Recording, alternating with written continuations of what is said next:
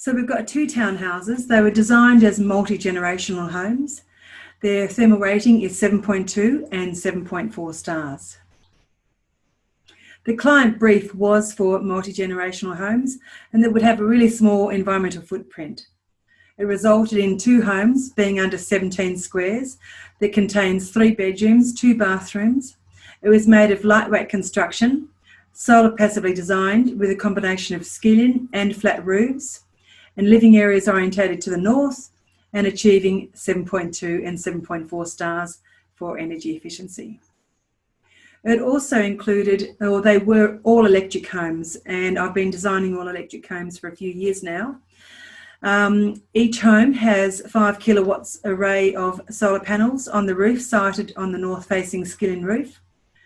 Each property has a 5,000 litre underground rainwater tank, plumbed to all toilets of the house, but also used for irrigation of their garden.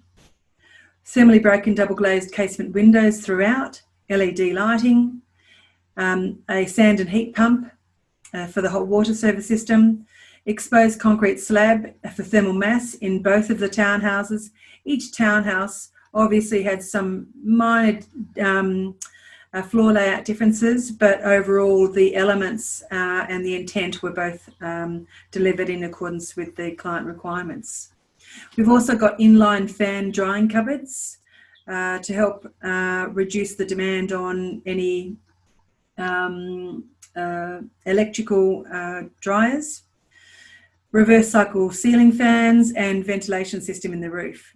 And there's also an edible garden, and it's supported by the underground irrigation system, which is fed by the rainwater tanks. So meet Mila, one of my clients for the homes.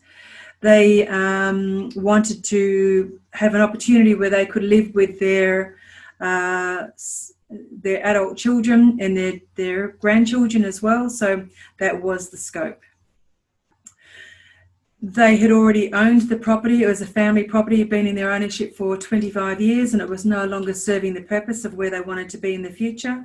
So I designed 2 solar passively designed townhouses for them.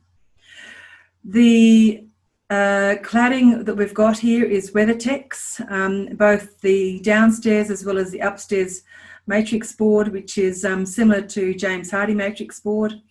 It's rated to what we call BOW 19, bushfire attack level of 19, which is obviously really suitable for the Q region. And we've also got a section of the roof in Colorbond to help reduce ongoing maintenance. The paling fence along here is recycled timber, or reconstituted timber, fibre and plastic to again reduce ongoing maintenance for painting down the track. And you enter through the front door of Unit 1 in this direction, and go down the driveway to Unit 2. Now we needed to design the fencing system, a fencing area, so that it would not impact upon the solar passive gain into the living rooms within the house. So we've got a smaller footprint upstairs. This is the east-facing bedroom window. We've got a 10-degree pitch skillion roof where you can see some solar panels up here. We were restricted on all sides by neighbouring trees. We're also restricted to a footprint area for the property as well, which was, fine because they wanted to build smaller townhouses. And also the colour scheme here, what we've got darker colours down below, anchoring it closer to the ground, and lighter colours to the top. So we've actually got, more lift up the top. It's sort of a visual aid in the use of colours. These eaves here project out 600 millimetres and provides a full winter allowance of solar passive heat gain in the wintertime, but providing full summer shading in that summertime to the north.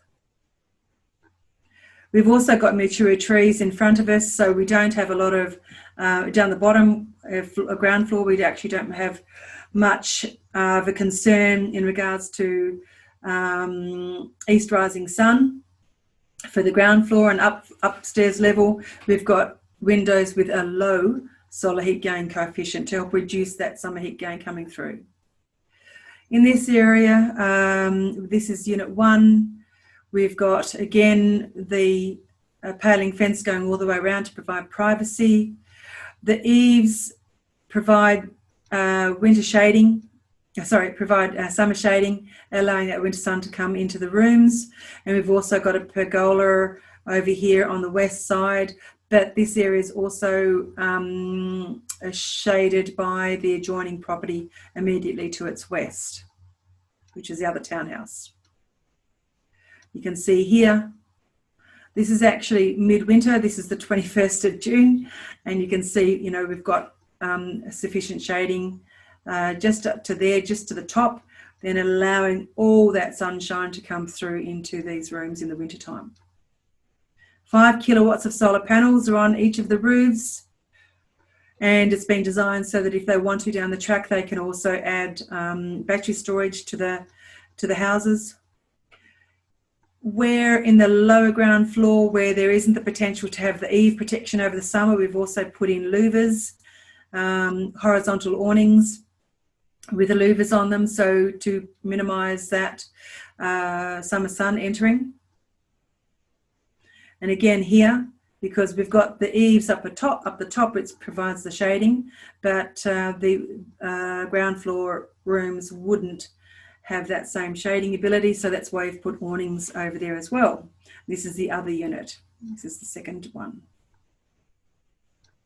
In front of both of the garages, there are 2 5,000 litre rainwater tanks that service not only each house, also supports stormwater drainage management for the site, and it irrigates the garden. Coming in from the front door of unit 1, we've got exposed concrete slab downstairs. The only area that we haven't got that is within the bedrooms, which is off to the right-hand side. And we've got, as you can see, beautiful penetration right to the edge of the room, about 4 metres wide in the middle of the winter coming in. The exposed concrete slab serves as what we call thermal mass. It absorbs the sun's rays in the wintertime, stores the heat.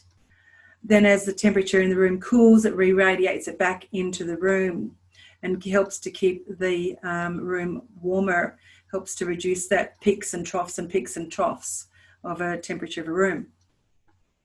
As you can see, it extends deeply in to the room. We've still got a lot of light coming into the stairwell that goes upstairs, provided with the screening here. And you can see how far in the light goes into the kitchen area, kitchen meals area. So again, probably about 5 metres deep. It enters in about 5 metres deep. So having your sun hitting the exposed concrete slab is really, really beneficial.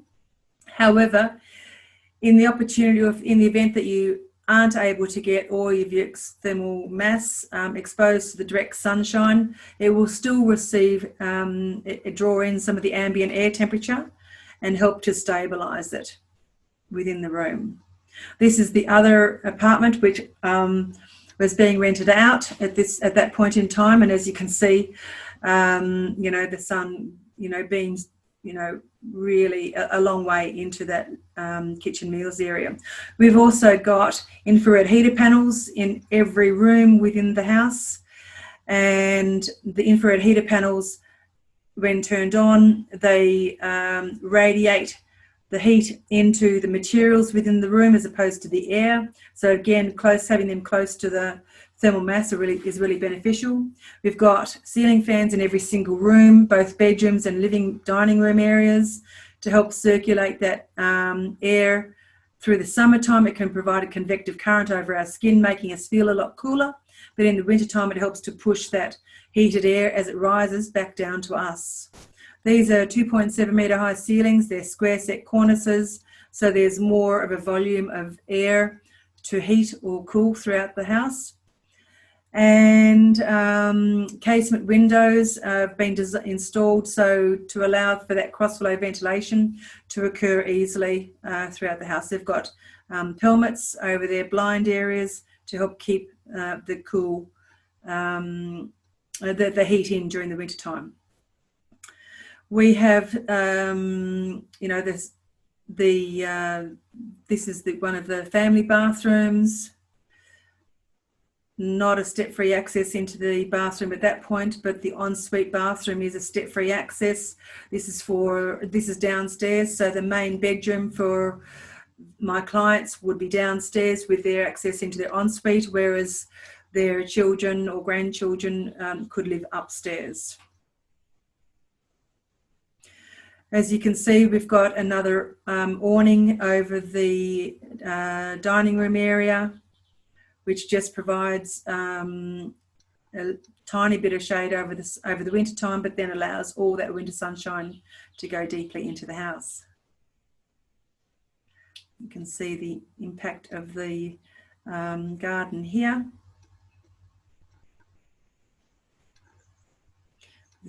With the sunlight coming through. This is one of the bedrooms that faces to the east. So even as it's a first story bedroom, those windows, as I said earlier, they're treated with a lower solar heat gain coefficient in the windows with a low E glass to help minimise that solar heat gain coming in from the east. Here's an extension, here's the eave. The awning, I should say, the awning extends at 600 millimetres, the same as the eave around the house. And here we've got, you know, their native vegetation that they've planted right throughout their property. They've also got veggie patches as well and some citrus fruit plants. And it's been supported by a subsurface irrigation system. Thank you for joining me on this journey of the Kew Contemporary Townhouses, and I hope you liked them. And I've got a couple more to show you, so stay posted. Have a look at what else I've got on offer at the virtual Sustainable House Day. So I'm Janine Strawn of Green Design Solutions. Thank you.